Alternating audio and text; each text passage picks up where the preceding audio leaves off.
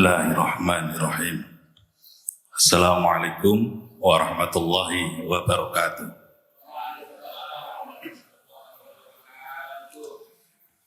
Alhamdulillah, wassalatu wassalamu ala rasulillah wa ala alihi wa ashabihi wa mawalah wa man ittaba'ah. La hawla wa la quwata illa billah. Amma ba'du. Ma sya'allahu kan wa ma lam yasha' lam yakun. La hawla wa la quwata illa billahil aliyyil azim. Wallahu subhanahu wa ta'ala yaqul a'udzu billahi minasy syaithanir rajim. Ha antum haula'i tud'auna litunfiqu fi sabilillah. Faminkum man yabkhal wa man yabkhal fa innama yabkhalu an nafsihi wallahu ghani wa antumul fuqara wa in tatawallaw yastabdil qauman ghairakum thumma la yakunu amsalakum. Shadaqallahul azim. Ikhwanul kiram, muslimin, muslimat, hafizakumullah. Di kesempatan pagi hari ini menjelang siang, kita bersyukur kepada Allah Subhanahu wa ta'ala. Kita bisa berkumpul, bisa bermuajahah di majlis yang dimuliakan oleh Allah Subhanahu wa ta'ala. Majlis yang dipenuhi dengan rahmat dan berkah dari Allah Subhanahu wa ta'ala. Sehingga kata Rasul, siapapun yang masuk dan berada di tempat ini, yang di tempat yang diberkahi dan dirahmati, insya Allah yang bersangkutan akan mendapatkan rahmat dan berkahnya. Semoga termasuk kita semuanya ini. Amin ya rabbal alamin. Ikhwan muslimin muslimat rahimakumullah. Saya pikir tadi saya datang ke sini sudah telat. Sudah terlambat ya. Jadi sudah tergesa-gesa. Karena saya tadi harus takziah dulu teman. Jadi teman aktivis kegiatan taklim, di mana saya ada kegiatan taklim yang selalu mendampingi saya di Pati, di Pocanggading, di Meranggen. Ternyata tadi malam dapat kabar meninggal. Dan ini yang kita harapkan sebetulnya. Meninggalnya apa? Meninggalnya habis dari menghadiri taklim. Ya, ini yang luar biasa. Maka man salaka sariqan ilmin sahalallahu lahu tariqan ilal jannah. Orang yang berjalan menuju ke tempat ilmu oleh Allah kemudian akan dimudahkan jalan ke menuju surga. Atau orang menuntut ilmu menghadiri majelis taklim itu sama dengan jalan kemudahan untuk menuju ke surga. Nah, teman saya ya ceritanya memang divonis oleh dokter nggak usah terlalu capek. Ya, tidak pernah tercapai, tapi memang tipologi aktivis itu biasanya tidak merasakan. Ya. Pokoknya kalau ada keinginan semangat mesti berangkat ke Gunung Pati ceritanya tadi malam. Sambil sambangan anaknya di pondok, terus di pondok itu ada mesti kajian taklimnya. Pulang di pertengah jalan anfal sudah. Jadi meninggal dalam perjalanan pulang. Nah, ini yang diharapkan kita sebetulnya. Ya. Tapi yang ditinggalkan mesti sedih, tapi yang meninggal senang ini. Jadi mudah-mudahan itu jadi jalan ke surga. Kata Rasul, man salaka thariqan in ilmin itu tadi. Ya, ini tadi saya perasaannya sudah terlambat karena dari sana tadi saya sudah jam 9. Jadi habis mensolati, kemudian saya diminta untuk mewakili keluarga pamitan, sholat, kemudian terus saya meluncur ke sini, tak pikir sudah telat dan para ikhwan sudah menunggu yang banyak. Ternyata apa yang ada dalam pikiran saya tidak terbukti. Tak pikir ini ikhwan-ikhwan yang datang sudah banyak, saya sudah terlambat datangnya karena harus tanya dulu. Jam 9 saya baru dari Ranggen, Pejanggading. Ya, dari Pejanggading. Sehingga kami tidak bisa mengikuti pemakaman di Gunung Pati. Dimakamkan di Gunung Pati, makam Rodotul Jannah. Itu mungkin Pak Yakob paham ya. Ya, itu saya nggak bisa karena saya ada jadwal di sini. Ya, mohon maaf kalau ini memang menjadi hal yang dianggap saya telat. Tapi ternyata juga banyak ikhwan yang lebih telat dari saya. Tapi nggak masalah, kita tetap konsis, kita mulai seberapapun kehadiran para ikhwan.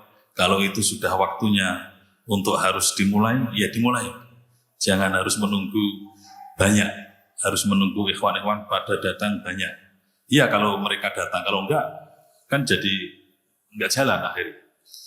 Nah ini, maka harus komit dan konsis berapapun yang hadir. Kalau sudah saatnya untuk kita mulai, ya dimulai. Para ikhwan muslimin muslimat rahimakumullah. Jadi pada kesempatan ini kami mengambil judul besarnya itu persoalan bakhil. Ya.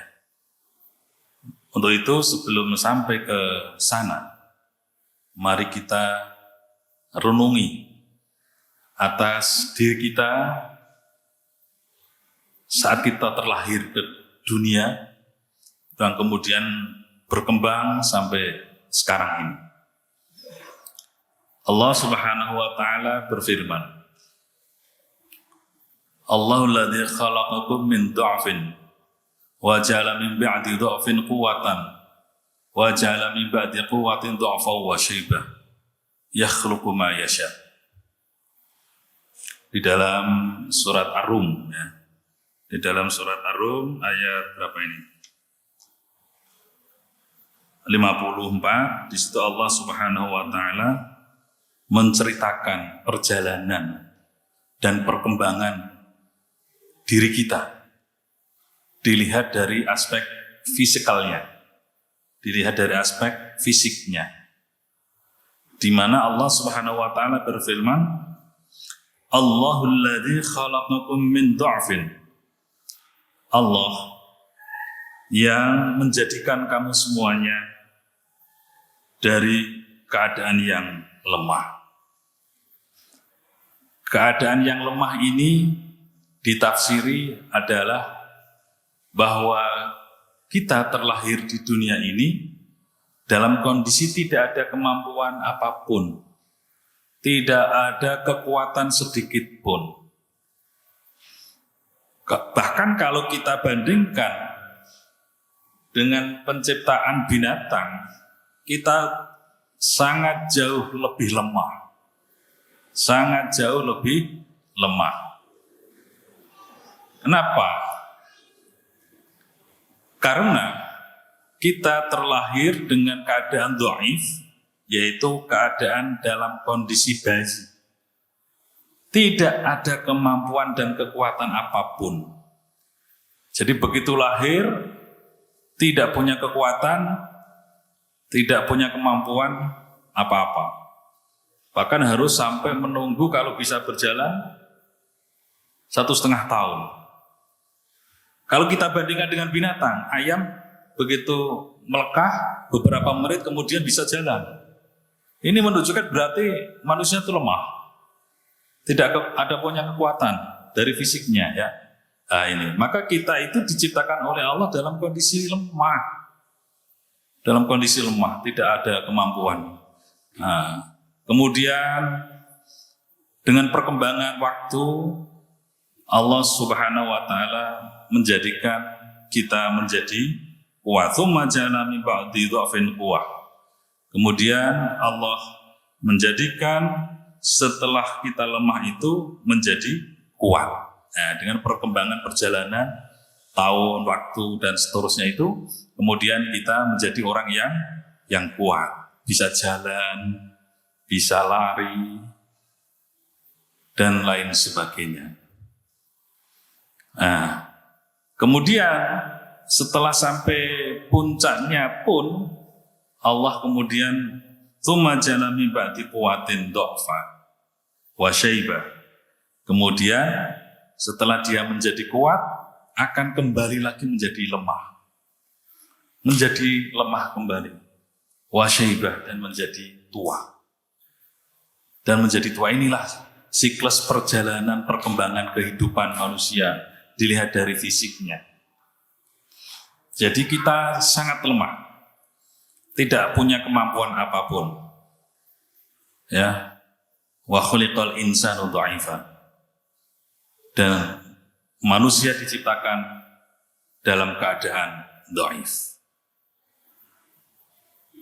Dengan kedhaifan fisik, kalau dibandingkan dengan binatang, kita sangat jauh kekuatannya. Tapi dengan kekuatan fisik yang ada pada diri kita dibandingkan dengan binatang yang tidak seimbang, tapi kita bisa mengalahkan binatang. Karena apa? Karena Allah melengkapi akal. Ini Allah melengkapi akal dan pikiran. Bagaimana agar bisa fisik kita lemah tapi bisa memiliki kekuatan yang luar biasa. Allah berikanlah ilmu, berikanlah akal pikiran. Misalkan manusia dihadapkan dengan binatang yang kuat fisiknya, bagaimana agar bisa melemahkan? Inilah akal. Jadi kelemahan fisik manusia oleh Allah kemudian diberi kekuatan akal, pikiran, sehingga mampu menyaingi dan menandingi fisik yang kuat. Nah, ini satu sisi. Ikhwanil muslimin muslimat rahimakumullah. Nah, dengan kekuatan fisik yang ada pada diri manusia, maka Allah Subhanahu wa taala menyediakan segala aspek kebutuhan hidup manusia itu agar manusia itu mencarinya. Nah, Allah menyediakan rezeki bagi setiap makhluknya, termasuk manusia itu sendiri. Nah, ini termasuk manusia. Nah, di dalam mencari kebutuhan hidup, mencari rezeki itu dengan fisik yang ada, yang awalnya kita tidak punya apa-apa, sehingga kemudian bisa menjadi memiliki apa-apa.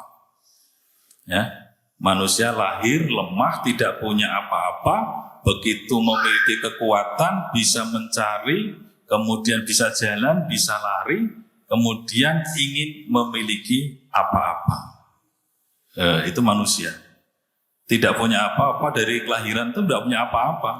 Tapi setelah berkembang, menjadi kuat, fisiknya sehat, sehingga akhirnya mencari sesuatu yang diinginkannya apa-apa, gitu kan? Apa-apa jadi ingin.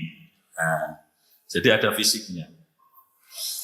Oleh karena itu, Allah Subhanahu wa taala memberikan garis-garis ketentuan yang harus dipahami dan dilakukan oleh manusia dalam upaya untuk memenuhi kepentingan tadi, untuk mendapatkan rezeki, untuk memenuhi keinginan yang apa-apa diinginkan itu. Harus ada jalan yang diikuti, yaitu yang disebut dengan syariat. Maka syariat itu yang akan menjadi acuan dan panduan dalam mencari keinginan, dalam mencari untuk mendapatkan sesuatu keinginan itu, termasuknya rizki. Nah, ini. Jadi kalau kita merenungi dari asal muasal kita tadi, kita tidak punya apa-apa yang semuanya itu sudah disediakan oleh Allah Subhanahu wa taala, yang berarti semua itu adalah milik Allah. Rizki, kemudian semua yang ada di dunia ini adalah milik Allah. Milik Allah diperuntukkan manusia. Sehingga kalau ada orang mengaku, oh ini tanah saya, oh ini mobil saya, rumah saya, itu sebetulnya itu bukan milik saya. Semuanya itu hakikatnya adalah milik Allah. Semuanya hakikatnya milik Allah, karena kita lahir tidak punya apa-apa. Tapi sudah disediakan oleh Allah, kita mencari. Mencari itu miliknya Allah, kita kemudian mendapatkan. Itu artinya kita dipercaya oleh Allah untuk diamanati, mengamankan, menjaga milik Allah. Ya, jadi diamanati, dipercaya untuk menjaga. Kalau itu rizki, ya itu rizkinya Allah. Ya mudahnya orang kemudian mengatakan itu milik saya. Ya artinya memang kita diberi mandat oleh Allah bahasanya, dan diberi kebebasan oleh Allah untuk mentasarufkan, untuk mempergunakannya. Tapi nanti kalau sudah sampai saatnya akan diminta pertanggungjawabannya, itu harta yang saya titipkan kamu dulu untuk buat apa? Ya kan gitu. Waktu dulu kamu bisa mendapatkannya ini jalannya melalui apa? Nah, dari situlah, maka ini menunjukkan bahwasanya kita itu tidak punya apa-apa, cuma dipercaya oleh Allah. Ya, dipercaya oleh Allah, dititipi oleh Allah. Kemudian monggo terserah mau dibuat apa. Tapi ingat, nanti saya minta pertanggungjawabannya atas apa yang saya titipkan itu. Oleh karenanya, kalau kita menyadari hal yang sedemikian ini, maka tidak ada orang di dunia ini, orang yang memiliki sifat bakhil. Kalau menyadari, orang itu bukan milik kita, ya, itu miliknya Allah. Justru yang milik kita itulah yang kita keluarkan, yang kita sedekahkan, yang kita infakkan, yang kita jariahkan. Yang selain itu bukan milik kita. Ya, yang selain itu bukan milik kita, itu miliknya orang lain. Nah ini. Tapi kebanyakan manusia hidup di dunia ini lebih menyukai harta orang lain. Ya. Kebanyakan orang hidup di dunia ini lebih menyenangi dan menyukai hartanya orang lain. Kira-kira begitu enggak ya? Ya, karena harta kita itu yang kita sedekahkan, yang kita infakkan, yang kita zakat, itu milik kita. Artinya kalau milik kita itu nanti kita akan bisa memiliki kembali. Ya, dan milik kita akan kita bawa sampai mati. Ya, jadi harta kita itu adalah harta yang akan kita bawa sampai mati. Jadi kalau ada ungkapan harta tidak dibawa mati, dibawa.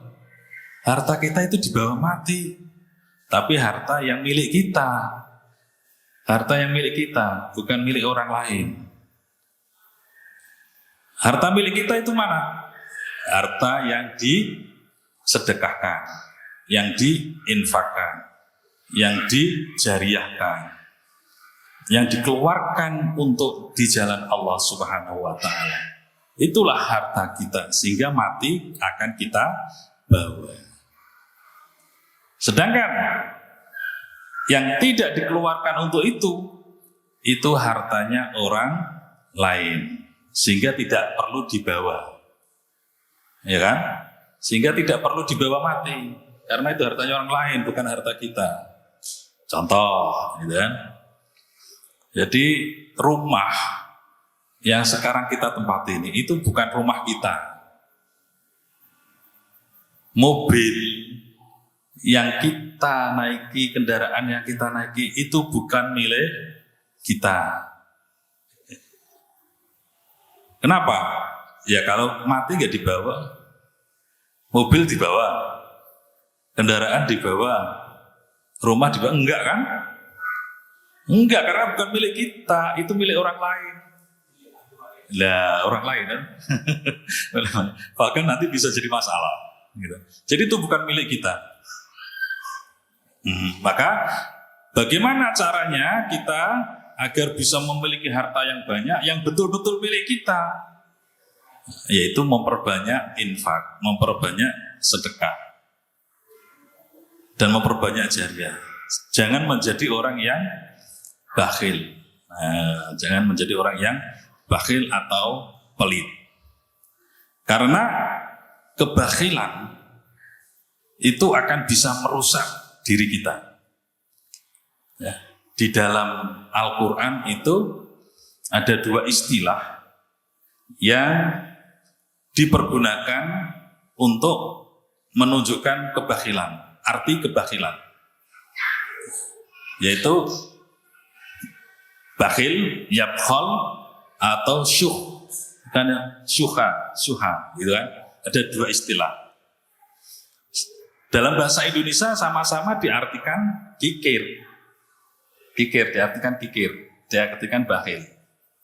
Nah, tetapi secara makna bahasa Arab itu berbeda.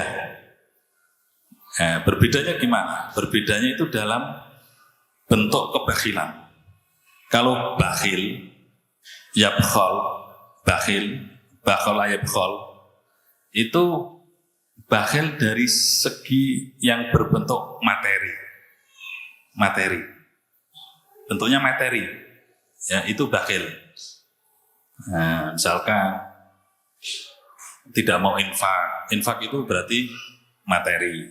Tidak mau sedekah. Ya, pokoknya bentuknya materi itu berarti indikasinya bakhil.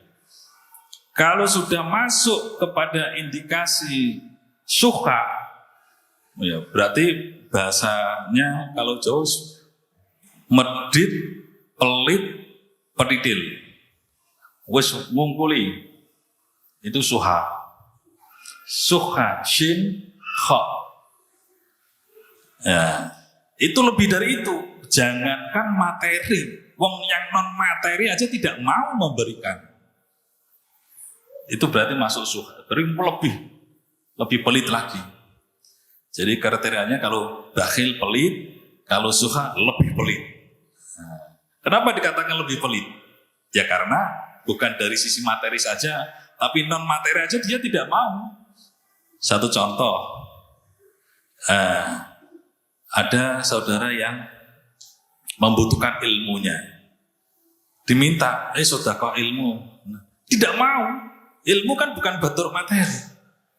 Itu aja tidak mau menyampaikan, tidak mau memberi. Itu berarti tergolong syuh. Wong yang non materi aja nggak mau, apalagi yang materi. Nah itu.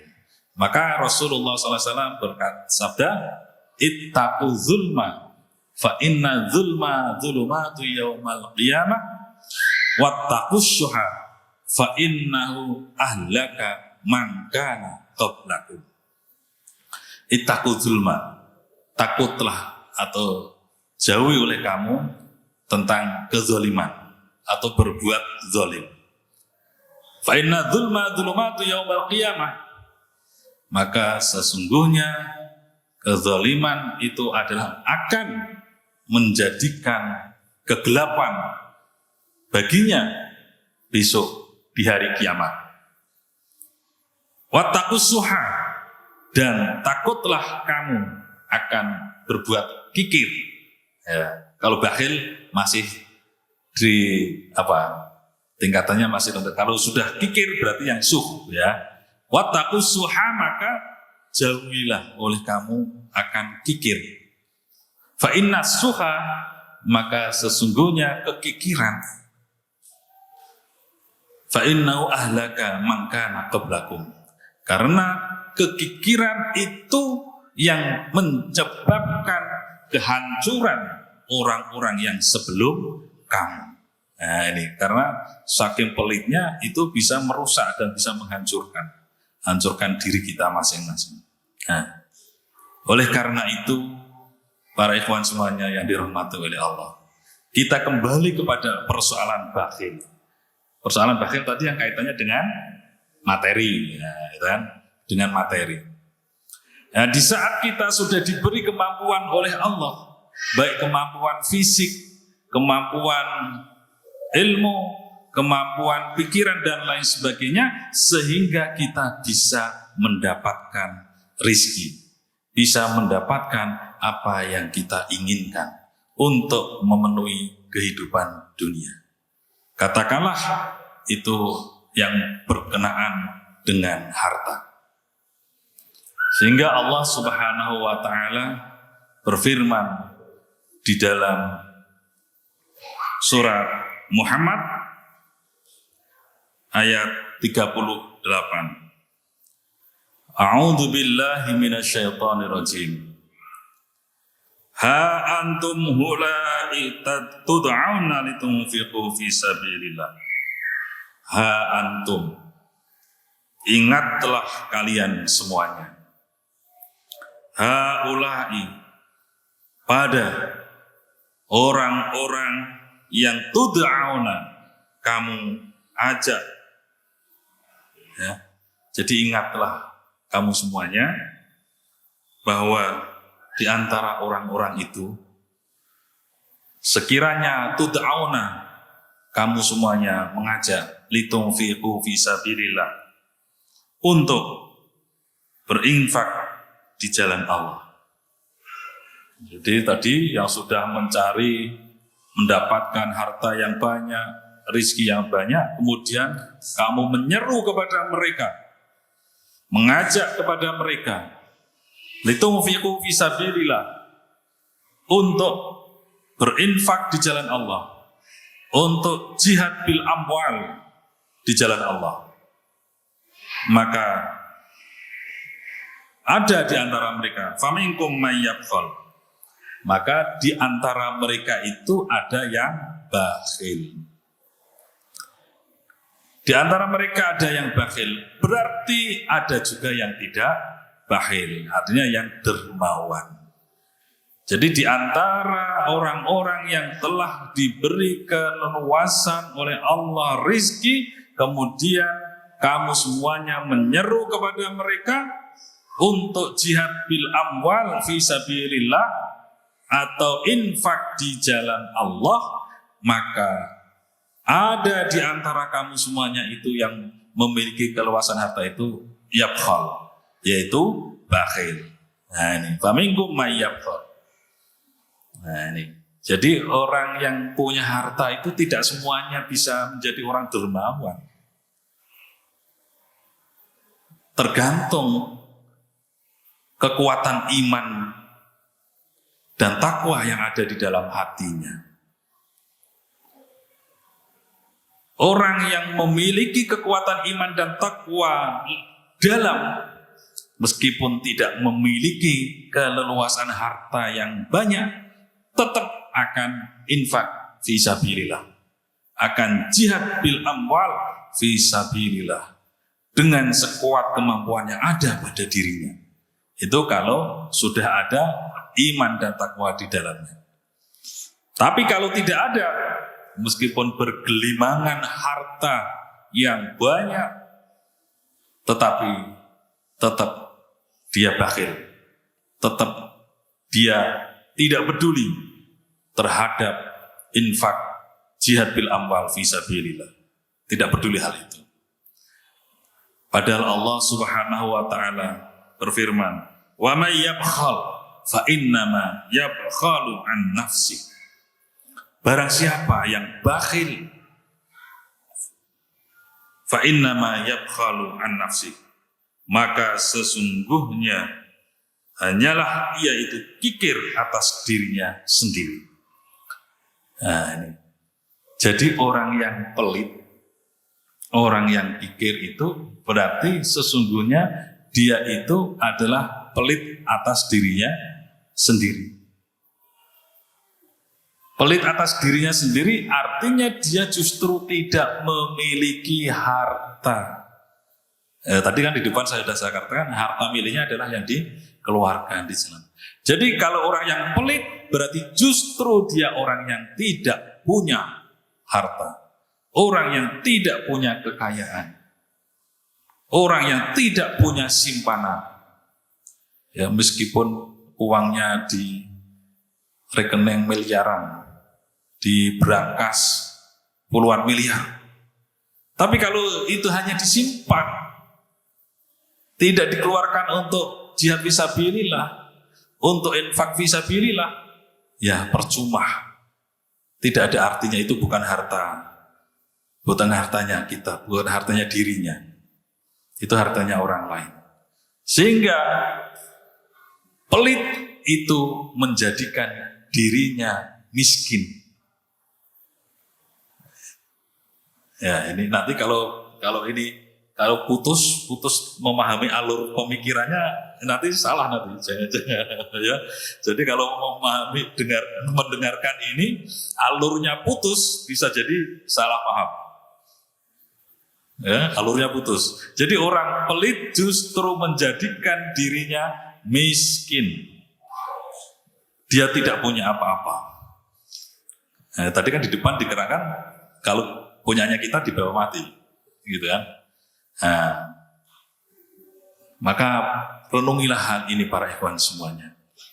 Kalau kita ingin menjadi orang yang kaya, ya berarti yang ada pada diri kita, harta, rezeki, kekayaan, kita keluarkan untuk jihad fisabilillah. Itu adalah harta kita. Yang milik kita yang itu. Yang masih di rumah, yang disimpan, itu bukan milik kita.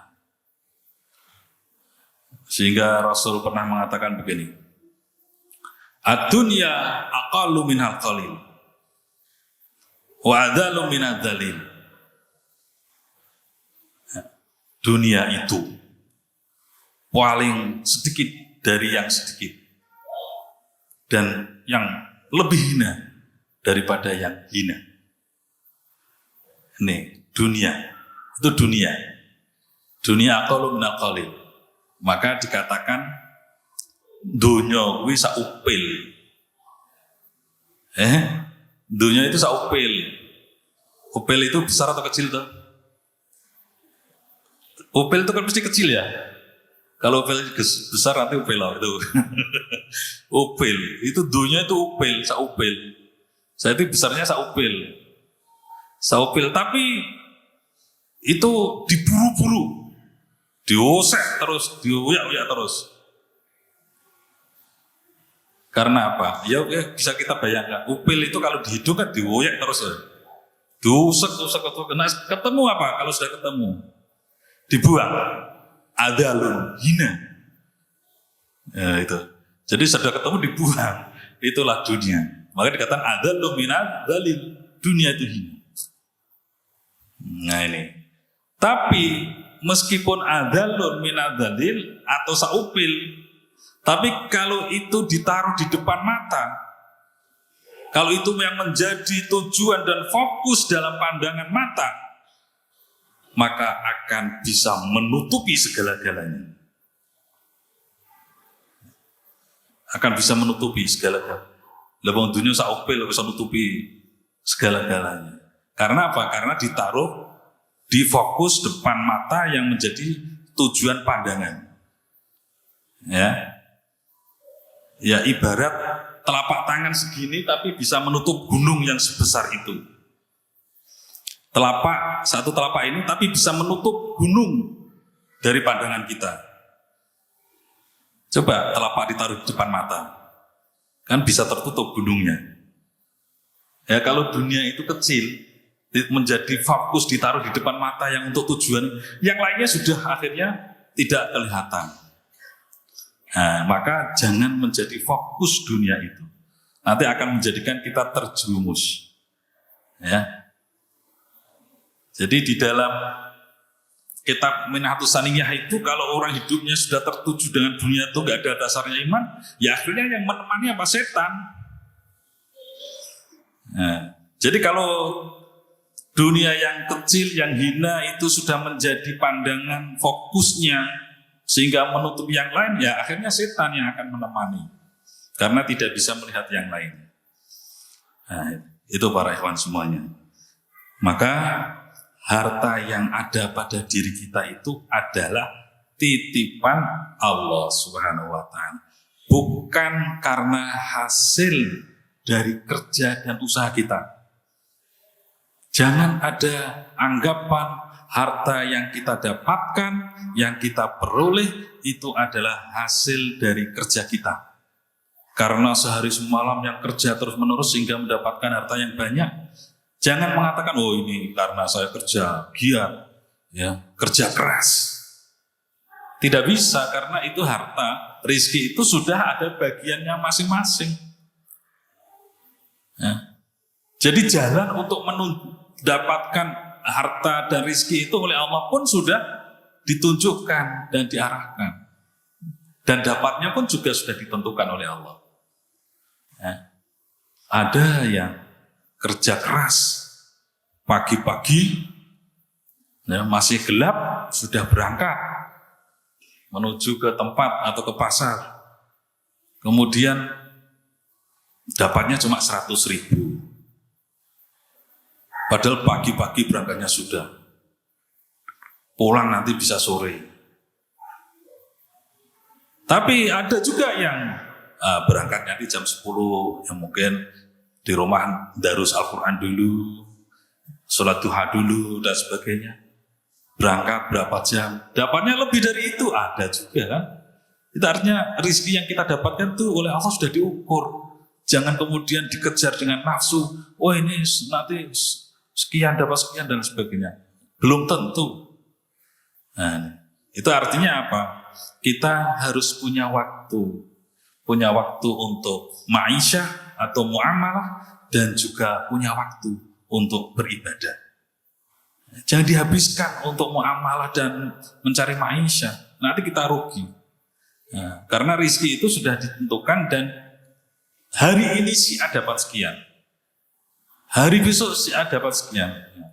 Ya bisa kemudian Pak Udin karena hari ini misalkan bakso dapat 500.000, belum tentu hari besoknya dapat 500.000, belum tentu. Itu sudah diukur oleh Allah, sudah ditentukan.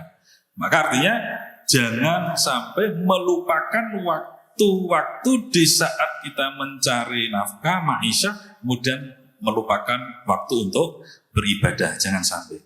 Harus tetap waktunya ibadah, waktunya sholat, waktunya jihad, ya kita laksanakan itu. Insya Allah semuanya itu Allah akan mengaturnya.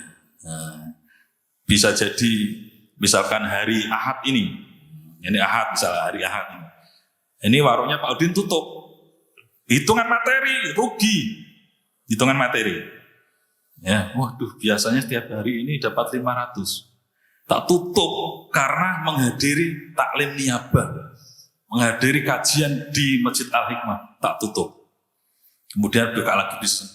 Bisa jadi Allah mengganti yang hari Ahad ini seharusnya ada yang beli, diganti oleh Allah pada hari Senin atau hari Selasa. Ini yang kadang-kadang orang menyadari. Ya. Karena perhitungannya dengan hitungan ya, matematika. Ada memang ya ikhwan kita sendiri mengatakan, loh kok nggak pernah ikut taklim, kenapa? Gitu. Ya coba bayangkan, gitu kan? Karena dia kalau saya tutup sehari, gitu. Kalau saya tutup sehari, padahal setiap hari saya keuntungannya bersih sekian ratus ribu. Kalau saya tutup sehari berarti saya kehilangan itu. Itu hitungannya dia. Itu sampai seperti itu. Tapi dia kadang-kadang kemudian tidak berpikir di balik itu nanti saya dapat apa kalau saya tutup, saya menghadiri taklim. Mungkin tidak ngorek sampai ke sana. Hitungannya hanya tiap hari. Itu para ikhwan semuanya. Nah, ini. Maka Kemudian apalagi kalau setelah dapat kemudian lupa, tidak infak. Lah ini masuk kepada kebakhilan tadi ya. Jadi kebakhilan akan bisa menghancurkan, dan kebakhilan itu justru menjadikan dirinya adalah orang miskin. Nah, ini. Jadi wa may yabkhal fa inna ma yabkhalu an nafsi. Nah, maka inilah Allah kemudian mengatakan wallahu ghaniyyun wa antumul fuqara. Allah itu ghani. Allah itu maha kaya. Wa antumul fuqara, dan kamu semuanya itu adalah fakir, miskin. Nah, jadi orang yang bakhil itu adalah orang fakir dan miskin. Ini kata Allah, bukan kata saya kan. Wa antumul fuqara, kamu semuanya itu miskin. Nah, orang bakhil itu berarti orang miskin. Wallahu ghani wa antumul fuqara. Wa in tatawallaw, dan jika kamu semuanya itu berpaling artinya apa? Artinya tidak mau menyambut seruan tadi, tud'auna litunfiqu fisabilillah, tidak mau menyambut seruan orang yang mengajak untuk berinfak di jalan Allah. Kalau kamu berpaling, yastabdil qauman ghairakum, maka Allah akan menggantikan kamu dengan kaum yang lainnya. Ya ini. Jadi Allah akan menggantikan kaum selain dari kamu, artinya orang yang suka dermawan. Nah, ini mumpung masih banyak orang yang membutuhkan infak, yang membutuhkan sedekah, mumpung masih ada. Itu artinya kita mengeluarkan masih ada yang menerima. Coba nanti kalau sudah sampai waktunya, pasti itu akan sampai waktunya sudah tidak ada orang yang membutuhkan lagi. Jadi infak kita sudah tidak ada yang menerima. Kan pernah terjadi pada Khalifah Umar bin Abdul Aziz. Maka beliau hanya memimpin 2,5 tahun. Saat itu infak tidak laku sudah, karena tidak ada orang yang butuh. Kalau sudah tidak ada yang butuh, ya infak tidak ada yang mau menerima. Kemudian kita dari mana amal infaknya? Jihad bil amal dari mana akhirnya? Kan nggak ada. Nah, ini mumpung masih ada waktu. Ya. Tsumma la yakunu amsalakum. Kemudian Allah akan menggantikan orang yang itu tidak seperti kamu. Artinya tidak bakhil, tidak pelit. Berarti orangnya itu dermawan. Nah, ini. Jadi kalau kita ini misalkan kok kita bakhil, kemudian Allah matikan kita, kemudian akan datang orang yang lebih dermawan. Oleh karena itu, maka para ikhwan semuanya, resapi firman Allah ini dalam surat Muhammad ayat 38.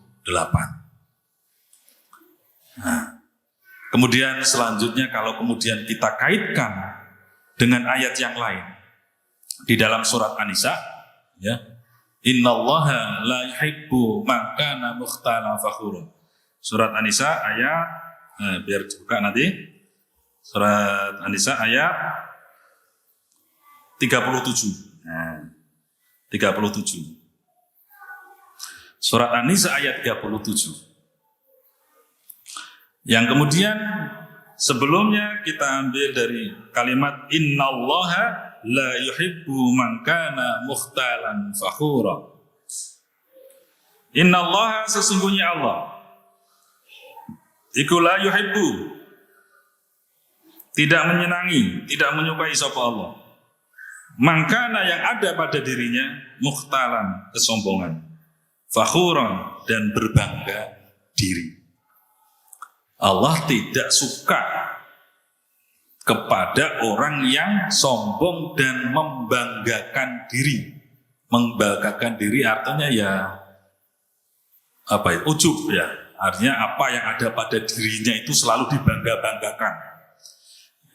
Ini kaitannya dengan masalah harta. Ya.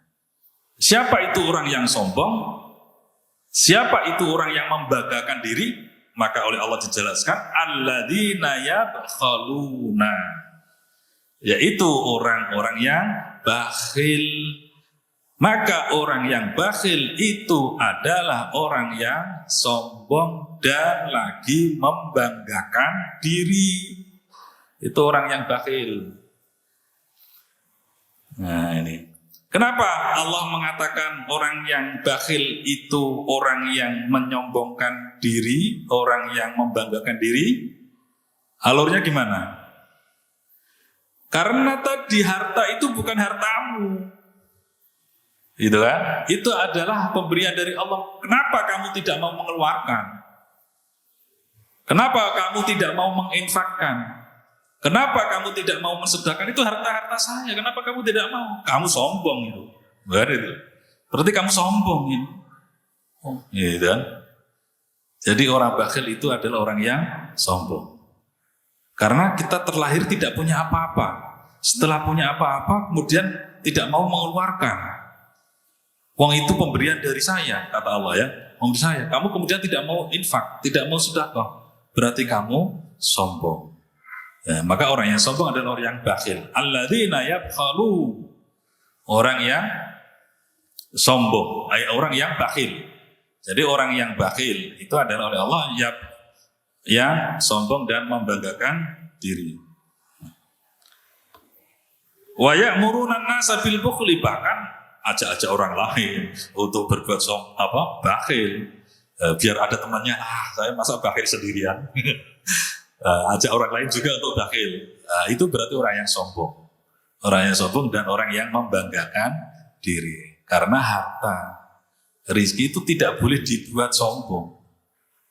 Tidak ada tempat bagi orang itu untuk berbangga diri, untuk menyombongkan diri. Yang boleh sombong itu hanya Allah Subhanahu wa Ta'ala. Ya, jadi tidak boleh sombong. Apakah dari fisiknya tadi? Fisik itu kita sombong waktu muda kuat sombong. Nanti mesti berputar menjadi tua lah. Kata Allah tadi. Ba'da kuatin du'afa wa syaiba. Ya, jadi waktu mudanya fisiknya kuat, mentang-mentang ya. Kabeh wae diserampangi. Tidak ingat kalau nanti akan tua deh. Karena Allah mimba dikuatin du'afa wa syaiba. Salah, setelah kamu itu kuat, kamu itu akan menjadi lemah lagi dan menjadi tua. Ini. Jadi kalau orang itu menyadari siklus kehidupan perkembangan itu, insya Allah tidak ada orang yang sombong. Sehingga saling menguatkan, saling membantu di antara kita semuanya. Ya. Jadi kekayaan yang dia miliki disedekahkan, diinfakkan, dia tidak akan sombong. Karena itu dia menyadari akan semua yang ada pada diri kita adalah pemberian Allah Subhanahu wa Ta'ala. Nah, ini. Bahkan termasuk orang yang sombong dan membanggakan diri adalah wayaktumuna ma atahumullah. Dan mereka menyembunyikan apa yang Allah telah memberikan padanya min fadli, dari anugerahnya. Nah, ini. Jadi termasuk orang yang sombong, orang yang menyembunyikan pemberian Allah. Menyembunyikan pemberian Allah dari anugerahnya. Maka kemudian kalau kita kaitkan dengan surat Ad-Duha, inilah pengamalan dari fa'amma bini'mati rabbika fahaddis. Jadi kalau kita mendapatkan nikmat dari Allah, maka bersyukurlah dengan menyampaikan. Fahaddis itu kan ceritakan. Nah, itu artinya apa? Kita tidak menyembunyikan karunia Allah. Nah, tapi kalau mengamalkan fa'amma binikmati rabbika fahaddis itu harus hati-hati. Harus hati-hati. Kalau tidak kuat hatinya atau imannya, itu bisa terjerumus pada riya, pamer ya. Ini harus hati-hati kalau mau mengamalkan fa'amma binikmati rabbika fahaddis, maka adapun nikmat yang Allah telah berikan kepada kamu, maka ceritakan. Nah, ini kalau nggak punya hati yang imannya kuat kan bisa lah pamer gitu. Kan gitu kan. Jadi bisa dikatakan pamer. Nah, maka landasannya bukan tapi mengamalkan itu. Fa'amma bi ni'mati rabbika fahaddis. Maka agar apa? Tidak dikatakan oleh wayaktumu nama atahumullahu min fadli. Agar tidak dikatakan oleh Allah orang itu menyembunyikan kenikmatan anugerah dari Allah Subhanahu wa taala. Oleh karena itu para ikhwan semuanya, pada kesempatan ini kami saling mengingatkan di antara kita untuk bersedekah, jihad bil amwal. Jangan menunggu kalau kita sudah punya banyak uang baru bersedekah, baru berinfak. Baru jihad bil amwal. Jangan menunggu. Artinya apa? Ya yang ada pada diri kita ini seberapa apa yang ada pada diri kita, ya kita keluarkan. Jangan menunggu harus sudah sekian. Wah itu ya kalau sampai. Kalau tidak, wong kita tidak tahu. Oleh karenanya seberapapun dan saat kesempatan ini pun dikeluarkan. Seberapapun besarnya. Tidak usah menunggu banyak, sudah tidak usah menunggu kalau sudah kumpul sekian. Adanya 25.000, adanya 10.000 nggak usah. Nah ini nggak usah harus menunggu-nunggu, karena kesempatan itu hanya sekali datangnya. Kalau menunggu-nunggu kalau yang ditunggu itu datang. Kalau tidak datang, artinya kita rugi. Rugi waktu, rugi yang lainnya.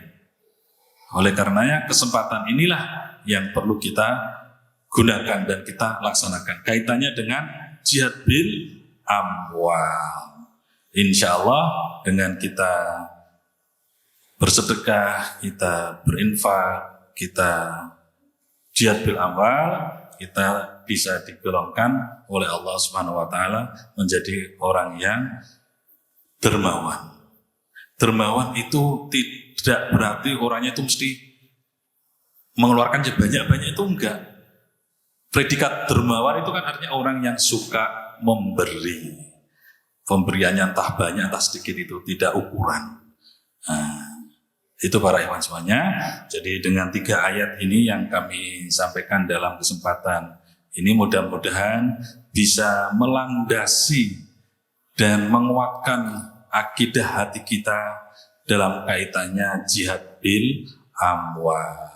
Karena jihad itu dalam ayat selalu dimulai dengan wajahidu fisabilillah bi amwalikum wa anfusikum. Amwal dulu ternyata, baru fisik, anfus.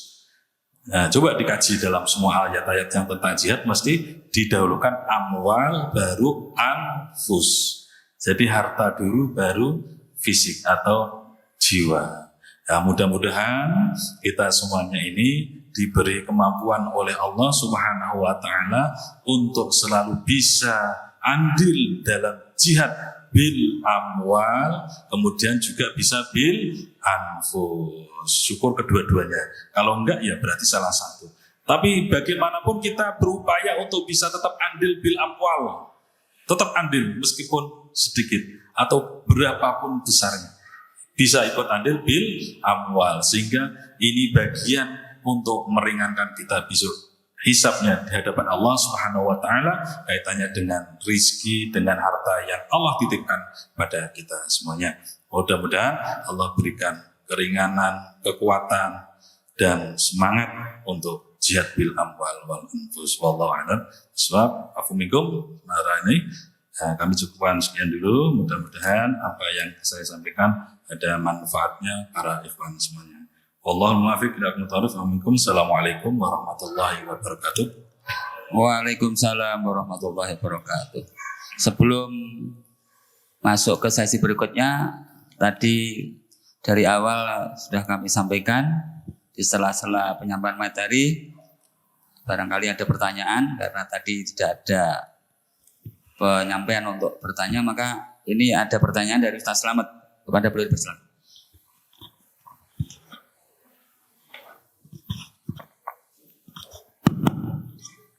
Bismillahirrahmanirrahim. Assalamualaikum warahmatullahi wabarakatuh. Waalaikumsalam. Alhamdulillah kita bisa hadir dalam taklim niabah. Selanjutnya kami menanggapi apa yang disampaikan oleh Ustadz Uwas Abdul Huseni, kita diterangkan tentang bahil, yang intinya kemudian akan tumbuh kesadaran pada diri kita bagaimana agar kita bisa menghindari bahil, atau solusinya, obatnya untuk menghindari bahil itu apa. Dan kami nanti minta oleh Ustadz Abdul Huseni dilengkapi dalam pemikiran kami agar kita bisa menghindarkan atau menghilangkan bahil. Kita harus berulang-ulang membaca. Antara lain dalam catatan kami mencatat surat Saba ayat 39 yang intinya Allah berfirman, a'udzubillahi minasyaitonirrajim, wa ma anfaqtum min syai'in wa huwa yukhlifuhu wa huwa khairur raziqin. Yang artinya, dan apa yang kamu infakkan, terlebih di dalam jihad fisabilillah, min syai'in, dari sesuatu, fahuwa, maka Allah yukhlifuhu, akan mengganti, tidak hanya di akhirat. Ini sering disampaikan oleh wali Ustadz Rahim. Wa huwa khairur raziqin, dan Allah itu adalah sebaik-baik rizki. Jadi yang perlu dihayati, ini janji Allah, fa huwa yukhlifuhu, Allah akan mengganti tidak hanya di akhirat. Tapi kalau kita sudah merdeka, ya insya Allah akan mengganti di akhirat. Di dunia saya masih bisa usaha. Yang pertama itu. Kemudian yang kedua di dalam surat Al-Anfal ayat 74. A'udzu billahi minasyaitonir rajim. Walladzina amanu wa hajaru wa jahadu fi sabilillahi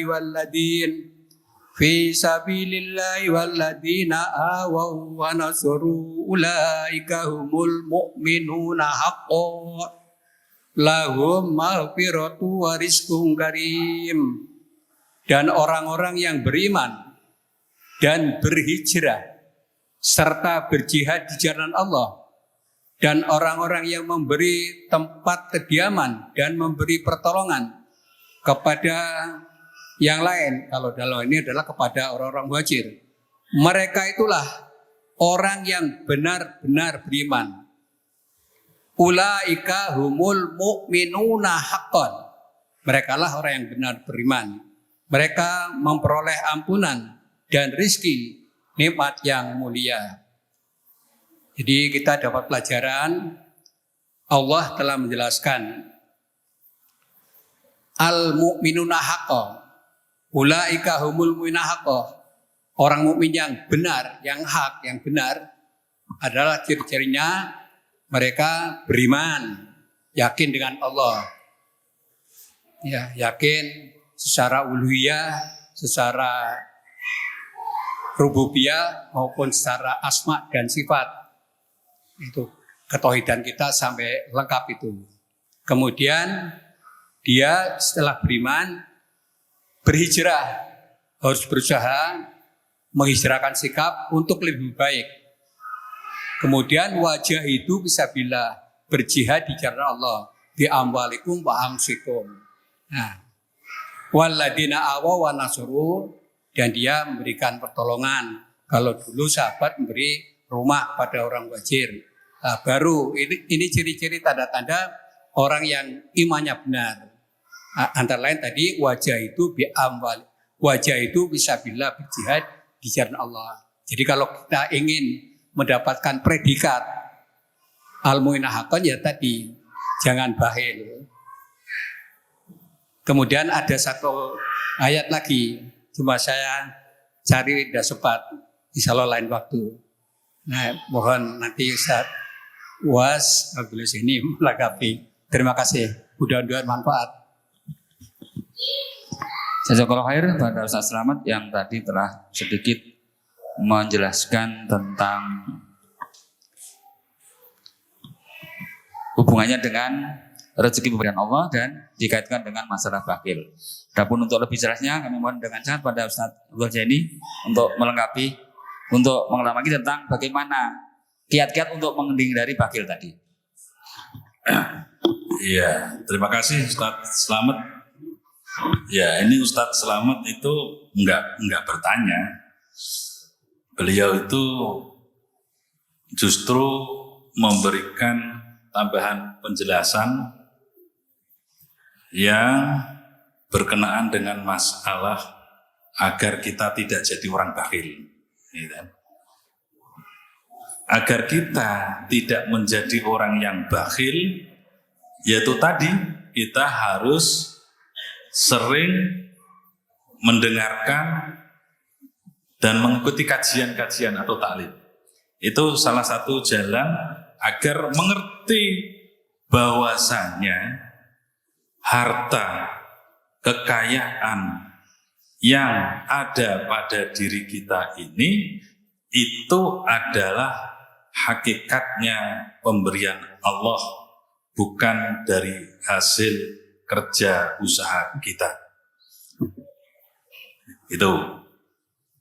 Kemudian dengan melalui kajian, mengikuti, menghadiri kajian-kajian itu akan kita dengarkan ayat-ayat yang memberikan reward, itu kan? Artinya janji Allah kepada mereka yang mau bersedekah, mereka yang mau infak. Kalau diberi reward, janji-janji Allah yang sedemikian luar biasa banyaknya, kok tidak medas, kok tidak mampu, tidak luluh hatinya, ya itu jadi tanda tanya. Tadi tanda tanya. Nah ini, kalau orang kok sering datang ke masjid, ke majelis taklim, ke majelis kajian-kajian Al-Quran, hadis, kok bakhil? Tanda tanya itu. Udah. Tanda tanya hatinya ada apa? Gitu kan. Oh sudah sering datang, kajian mengikuti, diterangkan tentang manfaat infak, pahalanya infak, kok masih tidak infak atau masih menjadi orang bakhil? Ya ditanya pada dirinya. Apakah ini Allah sudah menutup hatinya? Gitu kan. Jadi pertanyaannya situ. Maka agar kita termotivasi untuk infak dan sedekah, sering dengarkan kajian tentang infak. Itu kan. Hanya hatinya akan luluh. Kalau tidak pernah ya mesti alah, wong iki hasil kerjaku dhewe kok kayak wong. Gitu kan. Oh, mereka enak-enak aja. Saya sudah bangun jam 1 sudah pergi keluar, kok suruh dipikiran orang. Ya itu karena tidak menyadari tadi, karena jarang mendengarkan kajian, bisa jadi. Nah, banyak ayat yang memberikan motivasi, ya, memberikan motivasi dengan melalui reward tadi ya. Tadi wa ma'afaktum min khair wa ma'afaktum apa tadi ya? Ini sudah terbuka. Ya, qul inna rabbi yaqsutu rizqa liman yasha'u min ibadi wa yaqdiru lahu.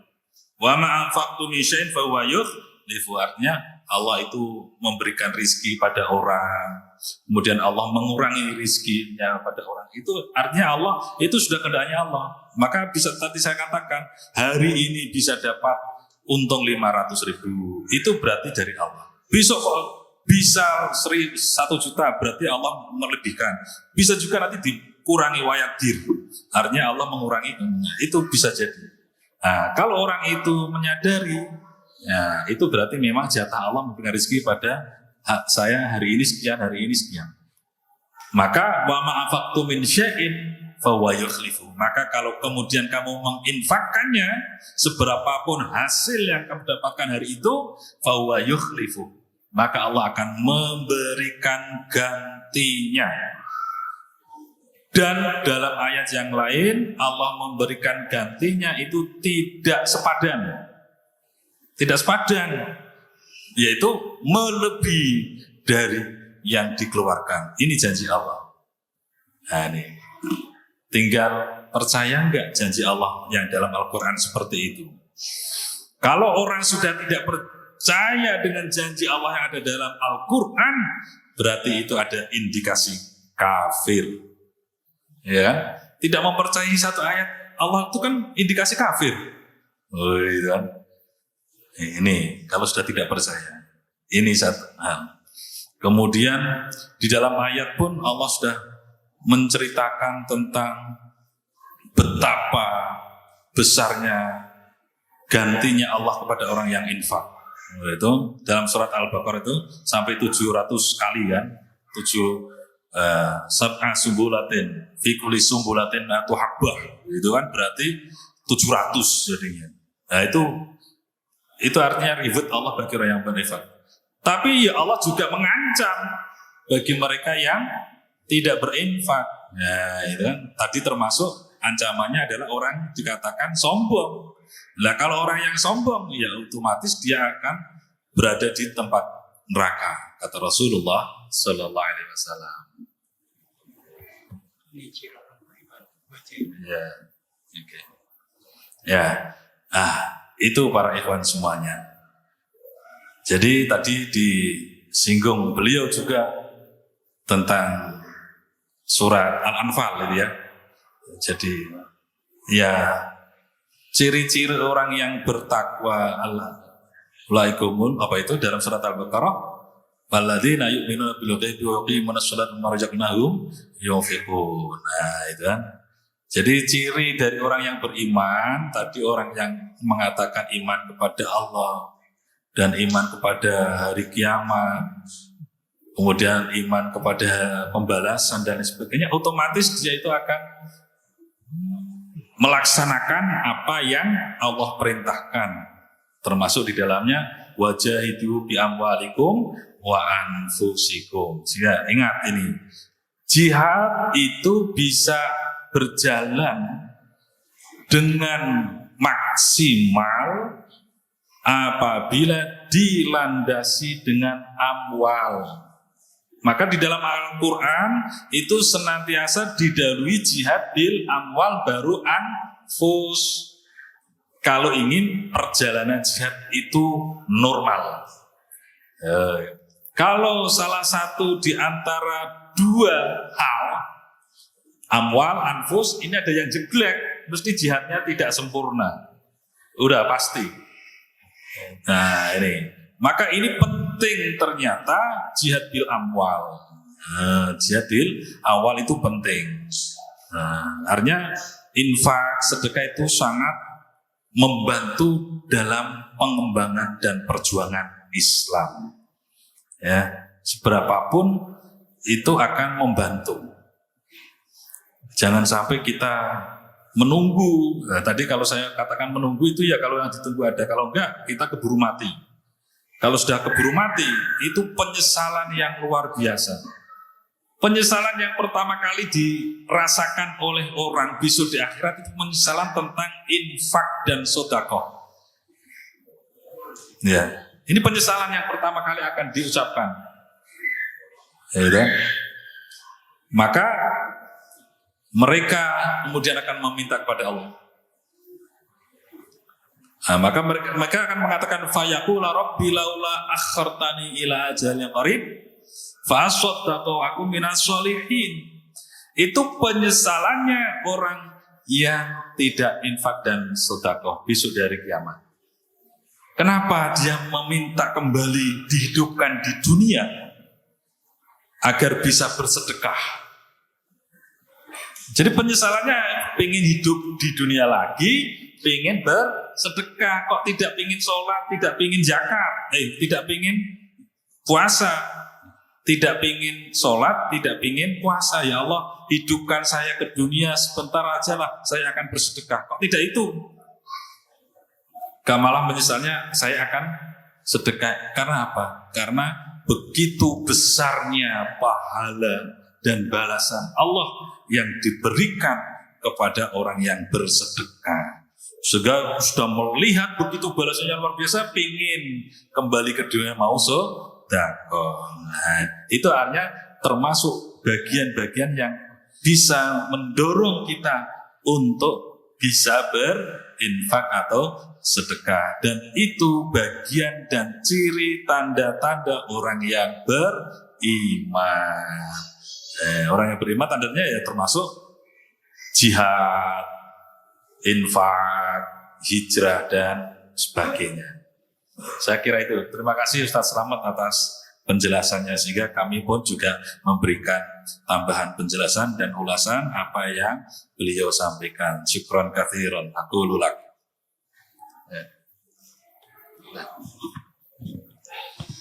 Jazakallahu khair Ustaz, karena waktunya sudah habis. Apabila ada pertanyaan dari Pak langsung chat ke Ustadz. Waktunya habis Pak. langsung pakai kalau gitu. Langsung ke Ustadz aja ini ya. Karena ini waktunya habis. Ya, jam 11 lebih 6 menit waktunya.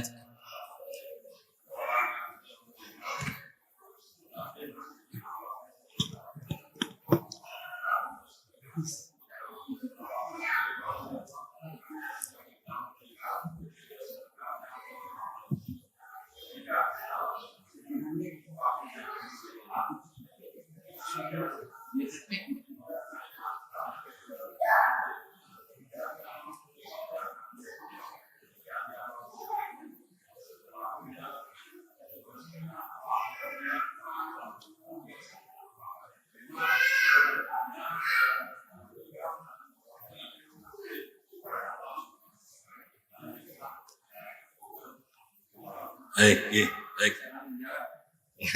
Ya, ini sudah sering ditanyakan itu ya. Jadi waktu masih hidupnya tidak mau bersedekah, berinfak, tapi setelah mati merasa anaknya menyesal. Tapi anaknya yang menyesal. Kalau yang mati kan tidak menyesal, sudah menyesal. Nah, biar tadi bapaknya tidak menyesal kan katakannya gitu ya. Karena punya harta, kemudian anaknya yang mentasarufkan harta tinggalannya itu. Jadi begini ya. Jadi orang yang sudah meninggal itu berarti orang itu sudah tidak punya harta di dunia. Ya kan? Jadi misalkan bapaknya kaya raya. Ya. Kemudian dia meninggal, bapaknya tadi meninggal. Ya bapaknya sudah tidak punya harta. Wong itu sudah hartanya waris. Status bapaknya yang meninggal sudah tidak punya harta. Kemudian bagaimana dia akan bisa bersedekah? Bagaimana dia akan jariah infak? Artinya siapa itu? Nah ini satu. Ini titik dulu Pak, nanti tak terlalu. Kan bapak sudah tidak punya apa-apa, sudah meninggal. Nah maka di antara orang anak yang soleh, apapun yang dilakukan oleh anak yang soleh, itu orang tua tetap bisa mendapatkan cipratan pahala dari anak itu. Dari situ Pak, gitu. Jadi makanya kalau punya anak yang soleh harus bangga, karena orang tua itu terus dapat pahala yang mengalir itu.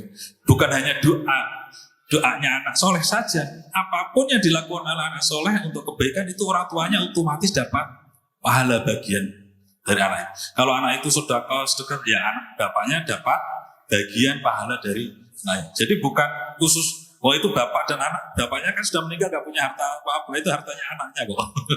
Nah, jadi yang sedekah dan infak itu adalah anaknya, tapi yang melakukan anaknya karena dia itu nasabnya ada, maka bapak pun akan mendapatkan pahalanya. Jadi pahalanya lewatnya dari situ, Pak. Oke. Jadi orang meninggal kan sudah gak punya apa-apa. Oke. Cukup, Oke. Alhamdulillah.